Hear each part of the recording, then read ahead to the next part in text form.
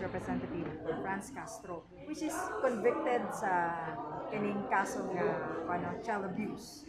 Unsa may kasulti ani isip pa presidente to sa Aquino as iya? Um, kung the question is katong ilahang action towards kay Vice President Sara, well, katungod man na nila no isip na sa Congress, but I will not stick to that issue. Mas didto mi sa kanang nganong naa siya audacity to do that na kung boto na hunaon siya naagyod sa conviction of child abuse nga hangtod karon naa ra maghapon bisag naka-bail siya bisan pending on appeal, pero that is just a criminal case. Mauna nga adunay gi-file nga ethics complaint sa House of Representatives ang tribal leaders nato sa Talaingog, Davao del Norte para tubagon niya ang administrative case. Kay kabalo naman ta nga pag naay criminal case ang sa katawo, it is automatically no naa kay three faults of liability. So dira nato siya gina paninglan sa iyahang administrative na tulubagon tungod kay then again ang public office is a public trust. Supposedly no naama na sa House rules sa House of Representatives nga kung kinsa man no ang makapakyas didto sa pagsalig sa katawhang Pilipino, kinahanglan gyud nga adunay tulubagon, kinahanglan gyud nga adunay penalty, no, it's either suspension or expulsion.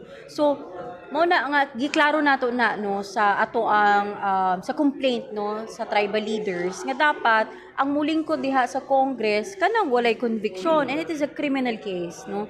Supposedly 6 years na sila mapriso. It's a criminal case, and madugangan pa na diha no nga kami sa Hanay sa Kalinaw Southeastern Mindanao region, we can attest that she is a member of the Communist Party of the Philippines. Nga kung asa basta membro ka sa Communist Party of the Philippines, you are supporting the armed struggle, you are supporting the New People's Army to overthrow the existing government. So buot pa sa buot kung naay member sa Communist Party of the Philippines nga nagalingkod diha mismo sa Congress, ginaguba niya ang gobyerno within the government, and we do not want to allow that, no. Mauna nga ginapakita nato, sige di mangyud mo mahuman sa kung muyaw-yaw lang mi diri sa daplindalan or kung mga saba rami sa inyo through social media, we take the best action, which is the legal action. Pero karon more than a month na nga wala gihapoy tubag ang House of Congress, na-receive lang nila tong amo ang complaint, pero after that wala na. Mas busy ang Congress karon with other matters. Na supposedly ang pinakaunang atimanon no sa House of Representatives kay ang mga tao within the House of within the Congress. Kay kung daghang mga daot dira sa sulod sa Kongreso, automatically mo reflect yun na kung unsa bagyod ang governance sa House of Representatives balik no dito sa katawhang Pilipino. Are you disappointed na langan kayo wala di ba ang House or HR? Of course, no, we are not just disappointed, we are angry, we're frustrated. Tanan nga siguro emotions because we know that moabot yun sa point nga langan yun ang ilahang pag-atiman. Pero naamang ko'y conviction, mga bata ang biktima, ang katawhang lumad ang biktima. Supposedly, ang leaning no sa mga politicians, ang leaning sa naa nagalingkod sa Kongreso kay katong pag-atiman sa welfare sa pinaka-vulnerable sector. Pero wala na sila nagunahuna tungod mismo si Franz Castro, no, if she thinks that she is accountable, if kanang conviction dili man nalali, regional trial court gunalangan dili la to respetuhon. If she really is thinking about the welfare of the Filipino people, atubangon niya na nga penalty, atubangon niya na nga conviction, atubangon niya na nga tawag ani nga silot tungod kay mao may panawagan sa mga tao. Karon dili man gani siya moadto sa mga communities, dili man gani siya makagistorya sa tinuod nga na biktima ana nga mga panahon, because she is saying na buhat-buhat lang pud sa mga ginikanan ang mga hitabo. Dili man po na pwede unsa ni kanang nagdula-dula na lang ani. Unsa ni sila mga peke nga buhi pa man si ganina si Dato Ghosting. Mismo siya ginikanan ihang anak na apel dito sa insidente. Nagpagawa siya sa iyahang tinuod nga ginabati. So kinsa karon ang ginailad? Mauna nga dapat kung kinsa man nagalingkod karon sa gobyerno, tan-awon kung unsa gyud ang tinuod nga nagapanghitabo sa ground. Dili pwede mo istorya lang ta nga wala ta ni adto didto kay kung dili ta manukad didto sa konkretong kahimtang nga nagakahitabo sa atong komunidad, dili gyud magmalampuson ang ato ang pagdumala diri sa ato ang nasod. Ma'am, asa na ta sa tuang legal actions karon? Since nakapasa na tag legal complaint sa House, unsa pa ba idugang natilakang asailan? Ang ato ang pangutana pa karon is unsa na ang tubag sa Congress. Wala pa man sila. They're busy about the impeachment complaint man sa karon. Actually, right now mao na ilahang ginaatiman no. Karon nagapangita ta og pamaagi kung asa na pud nato pwede maka-file ta no sa other siguro na ay jurisdiction kay ang ombudsman mong god wala man sila jurisdiction in terms of promulgating any penalty sa iya. Ang jurisdiction lang sa ombudsman kay makahatag sila og recommendation if patawan ba ni siya og penalty or dili.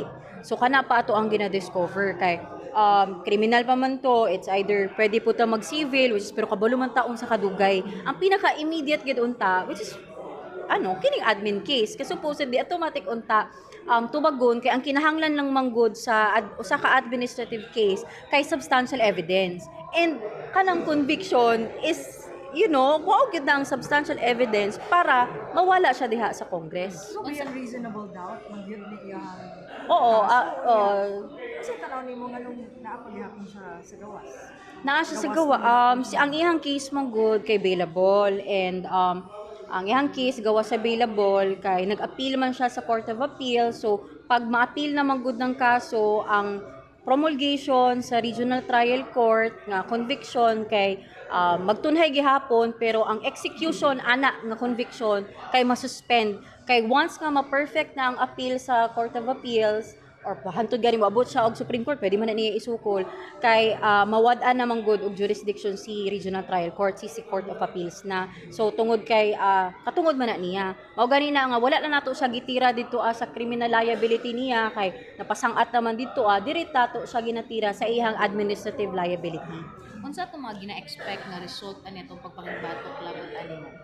Ang gina-expect yun namo nga result if kanang trust and confidence nato sa nagtunhay nga rehimen karon is hatagan gyud og hustisya ang mga tao, and number one is that it's either suspension or expulsion. And nagdagan siya karon as senador, no? So very visible man kaayo siya karon sa social media, siya man kanunay ang gina-interview. Well, then again, siya man po jud ang naga-banner sa impeachment complaint, no? So, ginagamit gyud pod siya, nagapagamit pod sila, no? Maupod na ang amo ang isa sa observation. Nagapagamit pod gyud ang partido para aning gubot sa politika, which is for me, naga-gain pod sila, I don't know, maybe financial gains nila kay historically speaking, dili kaya sa partido magpadagan og 11 ka senatorial candidates. But ma'am, she's firm, standing on her ground na rescue lang to. Because kinahanglan mao gid ang iingon. Dili man niya pwede i-self-incriminate, no? Mag-self-incriminate kay kinahanglan magud niya barugan nga it is a rescue operations. Pero you are from Luzon. Ang question gid nako sa iya, who is your contact? And why did you know what is happening sa sulod sa Talaingod? So kinsa imong kaistorya, you did not even ask the tribal leaders of what is happening. You did not even ask the barangay council, barangay council. Wala kabalo ang munisipyo. So 'di ba kung naay rescue operation, dapat well aware ang municipality sa kung unsay nagakahitabo sa bukid, then it's a matter of courtesy. Pero nagikan na gyud mismo sa ilangan ay wa man na siya nananghid sa amo. Mauna ang hinungdan nga nung mismo ang mga tribal leaders ang niadto didto nagreklamo og gidakop siya. Imuhang panawagan sa mga botante against Makabayan Block or mga legal fronts. Number one, balik-baliko na mo nga dili gyud nato butohan ang mga legal front organization susama sa naasahan ay sa Makabayan 2025 senatorial candidate slate ug ilabi na ang mga party list, no? Kabataan Party List, Gabriela Party List, and Bayan Muna. For us, ang very crucial ang party list system manggod no kay nagatuo manggod ang partido nga aduna pa siya mass base. Pero kung mo ingon tagbuto votes coming from the ground like kanang mga geographically isolated and disadvantaged areas, wala na gyud nay boto diha kay for example Davao Region insurgency free naman ta pildi na sila ana. Ang crucial ana kining naa sa syudad. So mauna nga dapat ang ato ang campaign no in terms of information dissemination, it's not red tagging. Again and again, it's not red tagging. Nagahulat gani ko sa katong regulation sa COMELEC about red tagging pero wala pa man. Pero we stand no again kung ano pud siya ligon pud yung baruganan sa iyang ginaingon, mas ligon among baruganan tungod kay kabalo gyud mi sa kung unsa mag-operate ang mga legal front organizations. So ayaw gyud ninyo botohi ang mga legal front organizations sa CPP. Ayaw gyud mo vote kay Franz Castro and other kauban niya nga mudagan under Makabayan 2025. And again, Kabataan, ACT, Gabriela, and Bayan Muna. Panawagan na lang ma'am sa gobyerno, labot an inyong ginasulong ko. Of course, no, the government should continue the efforts no in terms of supporting the communities. Number one, yun na ang whole of nation approach, dili gyud nato siya pwede buhian because at the end of the day, it is the mandate no of the national government na ama na sa tuang constitution nga atimanon ang batakang panginahanglan sa mga tao. The NTF-ELCAC itself is dili man na siya permanent, but then again, it is nahimo siyang tulay para mas makita nato kung unsa gyud ang nagakahitabo sa ground. So tungod kay naay NTF-ELCAC dapat na ay saktong pondo ug dapat unta na ay tinud-anay no genuine participation coming from the president himself, the Congress, and of course ang mga national government agencies. Kay dili ni siya pwede nga kita-kita lang or Forces of the Philippines lang, kami lang. Kay kini nga struggle kung gusto gyud nato nga maundang nga insurhensiya sa Pilipinas, kinahanglan magtinabangay gyud ang tanan. Last na lang may end Kamarikit regarding sa ginaingon nato na fact checking, although giwala man to sa Facebook atong mga third party fact checkers, but still naamang gihapon yung mga ginaingon nato na gikan sa makakaliwang grupo nga gina-fact check nila disputing the claims nga ino yung ginaingon unsay ato nga panawagan pod regarding sa atong katawhan nga also they have to counter check sa unsay ilahang mga ginadepensa nila nga walay kamatuoran ang ilang sa sukwahi man pod sa inyong ginasulti ngadto sa atong katawhan. Actually very challenging jud ba sa social media no ang mga information manggudya kay saksak sinagol.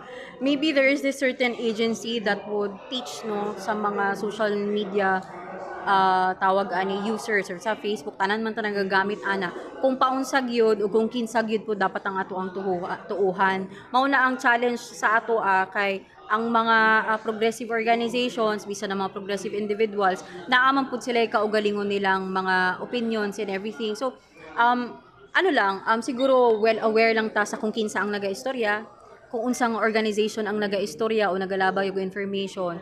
And lisod na siya kaayo para nitty-gritty ba nga kini siya ingani, pero I guess I don't know what agency no nga makatabang ana para makahatag yun og sakto nga information sa mga tao.